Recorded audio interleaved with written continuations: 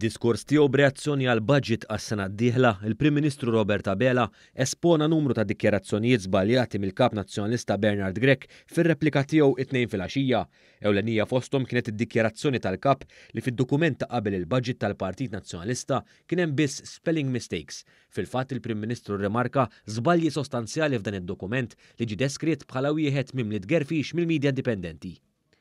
U ħanejdlek int kif vera ma qrajtux il-pre-budget dokumentakom u jekk tgħid li qrajtu għandek problemi kbar. Ħanieħdok għal paġna 80 tal-pre-budget document.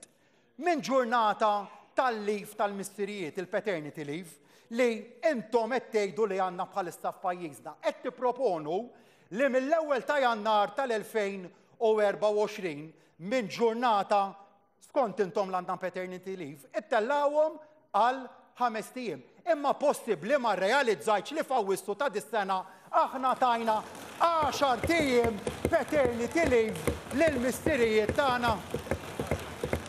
Imorru tajjeb il-missirijiet il-ġodda magħkom għax tridu teħdulhom 5 ijiem paternity leave.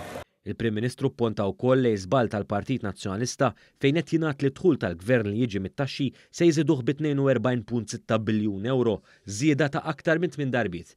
Dr. Abela rrimarka kif il-Partit Nazzjonalista ta' Bernard Grech għadu jemmen bil-politika tal-awsterità meta jitkellem dwar il-ħela ta' flus tal-Gvern favur aktar stabilta f'pajjiżna. Smajnija erġajna il-bieraħ sa riċenti kiteb il-kellim tal-Partit Nazzjonalista f'gazzetta lokali il-kollega u ħabib tagħna Jerome għalmenu ejja f'dal-artiklu kellek il-proofreader tat-Times ukorreġielek l-spelling mistakes. Għalilna li l-Gvern squandered so much money, jiġifieri berba' daqstant flus. Għalilna li huwa inkwetanti li sa Lulju ta' dis-sena d-dejn nazzjonali żdied b'aktar minn 700 miljun euro. Staqsa fejn marru dawn il-flus? Ħa ngħidlek fejn marru. Dis-sena fajnuna relatata mal-Covid tajna bi 300 miljun euro. Fajnuna relatata mal-istabilità fil-prezzijiet, fl-importazzjoni tal-qmuħ u taċ-ċereali se nkunu tajna kważi 500 miljun euro. 800 miljun euro. Hemm huma 6 miljun euro illi semmejt. Il-Prim Ministru Robert Abela indirizza wkoll dikjerazzjoni tal-Kap Bernard Grech meta qal ma jimpressjonax il-kliem sabiħ barra minn xtutna.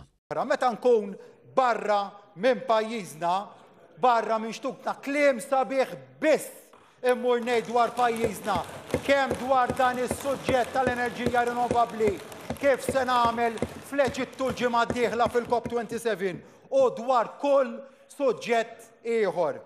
Intatt illi ma jimpressjonakx il-kliem sabiħ barra minn xtutna. Serraħ rasek lilna l-indunajna li dak mhuwiex il-forte tiegħek. Iżda pajjiżna jista' jserraħ rasu li għandu lilu lilna t-tarka tiegħu biex niddefenduh barra minn xtutna. Intant il-Prim Ministru temm jgħid li kollox baqa' l-istess fil-Partit Nazzjonalista. Taf x'inhu żgur more of the same, Sur President? Intom ta' faċċata tiegħi inbidlu vera 4 ċuħ imma ma nbidel xejn mill-mod kif taħsbuha.